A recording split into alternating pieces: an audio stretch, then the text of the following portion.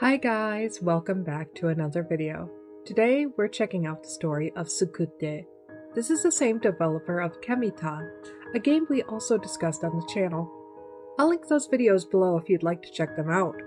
No worries if not though, because I'll explain the connection between the two games whether you're familiar with a Kemitan or not. And if you haven't already, we would love it if you could subscribe to our channel. We're trying to hit 500 subscribers, and we're getting so close. And if you are already subscribed to our channel, thank you for being a part of our awesome little community. Without further ado, let's dive into the story of Sukutte, explaining what's happening and how it connects to Kemitan. We open with a young woman calling out for her big sister. The house we are in is dark, and it's a bit hard to see, but the woman pushes forward, entering a room while still looking for her sister. While searching the room, the unnamed woman finds a code and opens a random safe, finding a storage room key. A bit odd, but there's no turning back now, so she pushes forward, going down a hallway. At the end of the hall, she's able to use the key, entering the storage room. It's even darker in here, but eventually she navigates it to find her sister, huddled away in a corner. She calls out to her sister, but her sister doesn't respond. Stepping forward, the woman realizes that her sister is dead. Before the young woman can react or even run, someone enters the storage room behind her. As she calls out to them, a figure runs up to her. Unfortunately for the woman, she shares a similar fate to her sister as blood streams down from her neck. After a brief title card, we're introduced to the protagonist of Sukutte, Marissa. She's hanging out in her empty classroom, preparing to head home from school. One of Marissa's classmates sneaks up behind her, scaring her. This is Chio, and she's Marissa's best friend. Since they are both heading home, they decide to leave together. Chio has to make a quick detour though, before they head home together. There's a haunted hill behind the school where a ghost is known to appear, and Chio wants to see it. You may be asking why Chio would want to do such a thing, but Chio is part of the school newspaper, and what's a better story to publish than one about a haunted hill and ghost? I mean, I could think of some, but anyway. Marissa is reluctant, but she agrees anyway. They are only going to the entrance of the haunted building though, no further. Chio is annoyed, but because she's scared to go alone, she agrees to Marissa's terms. Unfortunately for the both of them, they are going to regret this choice very soon, especially since sitting on one of the empty desks in the classroom is a vase of white lilies. In Japan, it means that the student who sat at that desk has died, and the flowers are meant as a symbol of mourning. So, the young woman at the beginning of the game was a classmate of Marissa and Chio's. This is not a good sign for our characters. When they reach the outside of the haunted building, Marissa loses sight of Chio, who disappears. Worried, Marissa enters a haunted building to find her.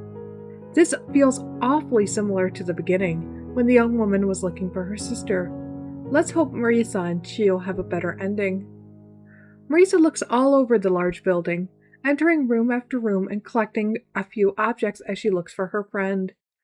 As she walks down a hallway, she sees someone at the end of the hall. However, as she gets closer, Marissa realizes it's just a creepy statue with a disturbing smile. When Marissa walks away, it falls over. This is something I have to applaud the artist of this game on. They managed to make some very creepy and unsettling art that adds a lot of tension to the game. It's something I noticed and appreciated in a Kemitan too. Marissa had no luck on the first floor though, so she heads up to the second floor. Here, Marissa can find a video and play it on a nearby TV. On it is a person who looks like they are struggling in pain. A voiceover says that her, meaning the person in the video's body, is getting weaker every day. She's completely lost her mind and goes on rampages frequently now. Because of that, she must get her medication at fixed times now. She prefers dark places and is afraid of bright lights. Finally, the video ends. While we don't know who this poor woman is yet, it seems she has been experimented on for some strange reason, and for quite a while, and whatever they are doing to her sends her into fits of rage. With nothing left to do, Marissa leaves the room. only for a dead body to fall right in front of her. Marissa is disgusted and even more concerned for Chio's safety, but before she goes, she notices a storage room key gripped tightly in the corpse's hand. So, I guess we know what happened to Marissa's classmate from the beginning. Still, Marissa takes the key with her and continues looking for Chio. Eventually, Marissa stumbles upon Chio's camera, so Chio is here somewhere for sure. Marissa just has to find her before it's too late. She takes the camera with her, determined to return it to Chio when they reunite. Marissa is then off to do some creative puzzle solving, wall destroying, and doll head smashing, finding 2 red orbs. Marissa inserts the orbs into 2 small indents on a locked metal door, which unlocks it, and she is 1 step closer to finding Chio. That is, until the door opens, and the creature from the video comes running, chasing Marissa while it rampages. Marissa has no choice but to run for her life as the creature screams and follows her. Marissa is only slightly faster than the creature, and she's just fast enough to run into a room and barricade the door as the creature tries to break in. After a few seconds, the creature goes silent. It seems to have gotten bored, or distracted, and left. It won't be far away though, so Marissa moves a barricade in front of the door and slips out of the room. Her hope is to sneak past the creature and get to the middle door. However, the creature really didn't go far, as she's waiting right outside the door for Marissa. Marissa runs for her life, just barely making it to the middle doors as she closes it behind her. Unfortunately, the room is a dead end, with only lockers inside. Marissa jumps into an open locker and shuts it behind her as the creature enters the room, snarling and growling. It approaches Marissa's locker, but it doesn't seem to notice her, quickly leaving. This room is what looks to be a locker room, so it's interesting to see that the creature is locked away in here. It seems strange to lock such a volatile creature in a locker room versus a sealed cell. Not all is lost though, because Marissa finds a key in here. Again, a strange decision, as if it was done purposefully, but we don't know enough for now to say more. For now, the creature is gone, so Marissa finds more keys, solves more puzzles, and discovers more about the strange building she has entered. Marissa also returns to the hallway from the very beginning of the game, going into the storage room her classmate was murdered in. Just like before, the classmate's sister's body is slumped in the corner, to Marissa's horror. But there's nothing Marissa can do for her, so she keeps going. She can't stop until she finds Chio. Eventually, Marissa unlocks a door that allows her to enter another wing of this unbelievably large building. Here, she'll find another person, a young man, who seems surprised to see her. He came here with someone to do a test of courage, but, like Marissa and Chio, got separated. The separation of the 2 people seems to be a recurring theme with this place. 2 people come in, get separated, and then one dies. Then, after they find their friend, the other one does as well. While we don't know yet the fate of Chio or the man's friend, it's looking grim for our characters. Marissa offers to look for his friend as she searches for Chio, and the man thanks her, telling her his name is Sano. Marissa then leaves without Sano, continuing her search. Marissa continues her search, finding keys, and to her horror, the head of her deceased classmate. The creature really likes gory practical jokes, I guess. Continuing on, Marissa finds a claw hammer, which she uses to pry off some of the wood boards blocking the door to one of the rooms Marissa hasn't explored yet. Inside is another young woman, who screams in horror until she realizes Marissa is another human. This girl is Sano's partner and girlfriend, Kumoko. Marissa takes Kumoko with her and helps her get back to Sano, who is waiting inside a room. The reunion is sweet, but there's no time to waste. Marissa tells them they need to leave now, since it's so dangerous here. Control now switches to Sano, who is followed by Kumoko as they make their way to the exit. This is a horror game though, so of course they can't just leave. As they near the exit, they see a human figure, who we now know to be the creature, walk by in the distance. In an attempt of ill-placed gratitude, Sano leaves behind his girlfriend at the entrance and decides to follow the creature, thinking that it must be Marissa's friend. Since Marissa helped Sano, He believes it's only right that he returns a favor. Unfortunately for Sano, though his intentions are good, he's made a horrible mistake. When Sano goes down the hall, following the creature, this is what happens. Time passes and Kumoko begins to get worried, so she follows Sano's trail, only to find the creature standing over a bloody Sano. Kumoko tries to escape, but it's too late. When the creature is finished, it drags Kumoko's body away, leaving a trail of blood behind it. We are now back in control of Marissa. Marissa, thinking Sano and Kumoko have safely left, returns to her search for Chio, her friend. The final place she hasn't searched is a basement, so she heads there. More puzzles and more keys are found, but still no Chio. Marissa did find another key that can be used on the third floor though, so off she goes, feeling that, no matter what happens, her search will be coming to an end soon enough. Marissa heads to the third floor, unlocking the door. Inside is a closet. The door is stuck, but Marissa forces it open. Inside, she finds the body of Kumoko, Sano's girlfriend. Marissa is saddened by the discovery, but also pushes her forward to find Chio before it's too late. Continuing her search, Marissa heads up to the adjoining room. Surrounded by white dolls, just like the one in the beginning of the game, is Chio. She's slumped over on the floor, not moving. Marissa calls out to Chio. When Chio doesn't respond, Marissa realizes that Chio must be dead. She cries and blames herself, shouting for Chio before she hears something. It's small and subtle, but Marissa definitely hears it. It's snoring? Looking closer at Chio, Marissa realizes her friend isn't dead. She's sleeping. Marissa wakes her friend up and they take a moment to have a relief-filled reunion. Chio also explains what happened to her. Turns out, she was in this room, surrounded by these dolls the whole time. When Chio first got separated from Marissa, the creature appeared, chasing Chio. Something happened though, and the creature suddenly disappeared, as if something Chio did scared it off, though she wasn't sure what it was. But now that her friends are reunited, it's time for them to leave this place. But it can never be that easy. Out of nowhere, the creature enters a room. Marissa and Chio run for their lives. They enter another room, which leads to a dead end, and locks the door behind them.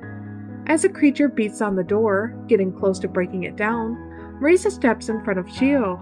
Along Marissa's journey, she'll have picked up quite a few items, which conveniently make great weapons. Since they don't have any other option, Marissa decides they're going to fight their way out.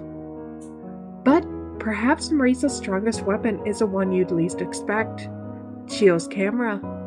Remember that the creature is sensitive to bright lights, like the flash of a camera. That's what saved Chio's life earlier, and that's what's going to save our pair of friends now. Marissa uses the camera shutter multiple times, scaring the creature off. With the danger gone, Marissa and Chio safely leave the cursed building. Time passes and Marissa is back in her empty classroom, staring out the window. Chio sneaks up on her, just like in the beginning. They decide to walk home together, but Marissa tells Chio that they're never going back to that evil place again, which doesn't get any resistance from Chio.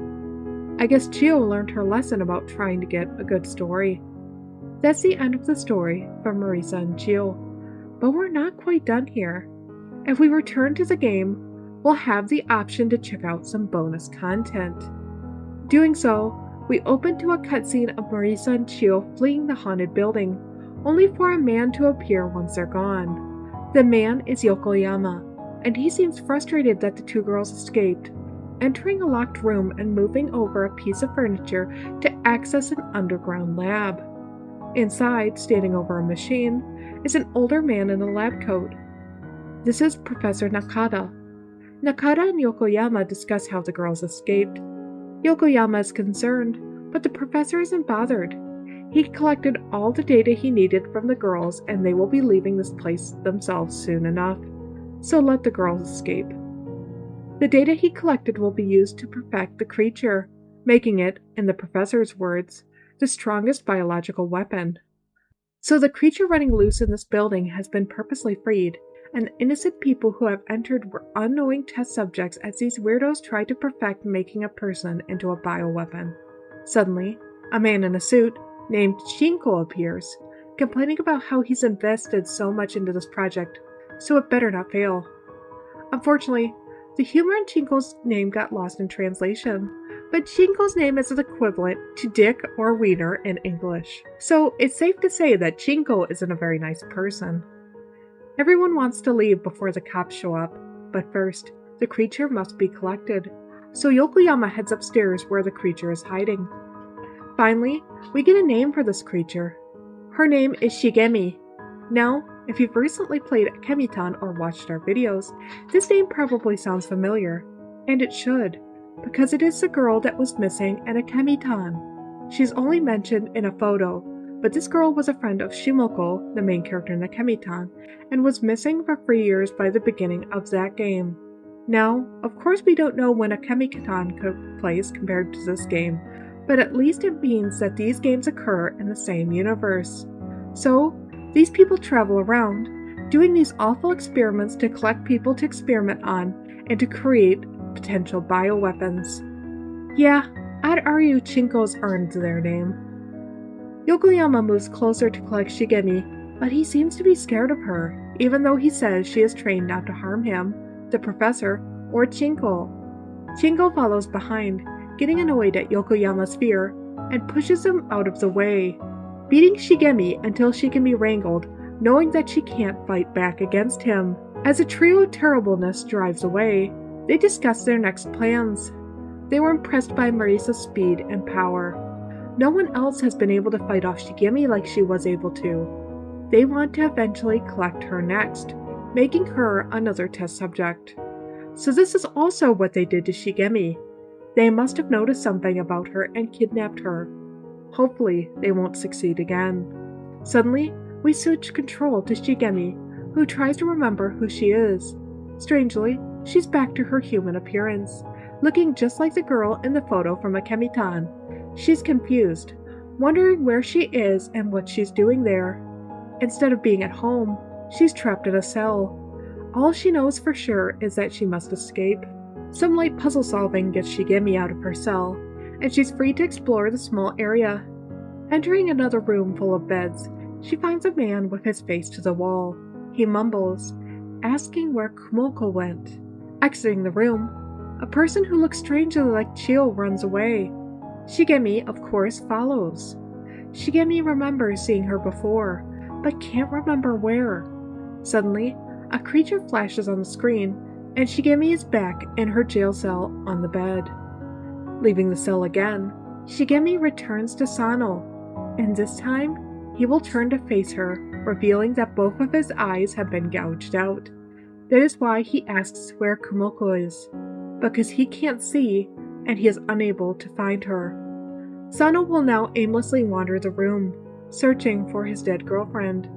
But there is nothing Shigemi can do for Sano, so she leaves, going to the next room. Inside is the older sister from the very beginning of the game. Her eyes are also not quite right, but she asks Shigemi if she knows her sister. Of course Shigemi does. She killed the girl's younger sister, but Shigemi doesn't seem to remember that quite yet. Entering another room, Shigemi is able to open a cabinet that is eerily similar to the one Marissa opened in the game, and when she does so, Marissa's classmate's head falls out of it, just like it did for Marissa. But this time, the head laughs at Shigemi before it goes still. Inside the final room, Shigemi must also do another puzzle. This room is different though. Unlike the previous rooms, which all looked like a facility, this room has metal floors and walls. It's almost like she's entered a version of hell. Completing the puzzle gives Shigemi an iron pipe, just the thing she needs to break out of this area. Shigemi bashes at the door, eventually breaking it down enough to enter. Inside is Marissa and Chio, just like at the end of the game. Marissa pauses only for a moment before she flashes the camera, just like in the game. Shigemi returns to her bed, flashing between her human and creature forms. She now remembers everything. She was kidnapped, experimented on, and turned into the creature she is now. And because of the experiments, she's killed people. Everyone she saw before, Sano, the classmate, her older sister, are all people she's killed. This experience has been her memories coming back to her, as well as her guilt. Though she had no control over her actions and ultimately isn't to blame for their deaths, Shigemi is riddled with guilt anyway for the people she's murdered. And the sight of Chio running from her is also from the game, when Shigemi originally tried to harm Chio. But it seems that the flash from Chio's camera began to help Shigemi regain some control over her body and memories. Then, the multiple flashes from when Marissa used the camera helped Shigemi completely awaken from the fog of the experiments. Shigemi, in her creature form, rises from her bed. She's back in her jail cell, but this time, she has an iron pipe in her memories. Leaving her cell, Shigemi has to navigate a maze in her mind until she finds what I can only describe as a Shiba Inu god. Yeah, it's weird, but these games are always weird, and it's something I personally love about them. But anyway, the Holy Shiba is happy to be able to speak with Shigemi, because Shigemi met the red-haired girl, meaning Marissa, and got flashed by the camera. It awoke all of the memories that Shigemi lost, and with her memories, it awoke the Shiba, who is the embodiment of light within Shigemi. He's always been there. He's just been repressed like her memories. He looked out for her while he was alive, and now he's looking out for her from the afterlife. This Shiba is a representation of her father. But this isn't over. Shigemi has one final job. The trio is going to kidnap Marissa, and Shigemi is the only one who can stop them. If she doesn't, Marissa will share a similar, horrible fate to Shigemi. Shigemi wakes up back in reality, determined to kill everyone involved in this and end this horrible cycle of violence. And that's the end of Sukutte. But let's tie up some loose ends. So first, it seems that there are people in this universe that naturally have special natural abilities, like Marissa, Shigemi, Akemi, and I'd even argue Shimoko, including speed and unnatural strength. They also seem to have an unworldly connection that they can tap into, which we saw with Shigemi and Akemi. Interestingly, Marissa seems to be very similar to Akemi. Both have red hair and explained powers, like Marissa being able to fight back against Shigemi, and Akemi being able to stop the dark forces consuming her village. There are also a lot of parallels in Marissa and Chio, and Akemi and Shimoko, both in how they all act, and their roles within the story. I'm not sure if this was intentionally done by the developer, but with both games happening in the same universe, it's hard just to write it off as a coincidence. But while Sukutte's horrors were created from a money-hungry scientist and a weirdly named villain, Akemi-tan's horrors come from a curse and a vengeful woman. So while it's cool that these games happen in the same universe, I think the connection begins and ends with just a small handful of people, mostly high school girls, weirdly enough, who have special powers that set that apart from the rest of the world, and that they are able to do some really good and really bad things with these powers. I just hope that Shigemi was able to eventually find her way home, preferably after the curse is lifted from her hometown. With that, I'm going to wrap up this video. Don't click off quite yet though, because I have a surprise for you at the end of this video you don't want to miss. Thank you for making it this far in the video, and I truly hope you enjoyed the video.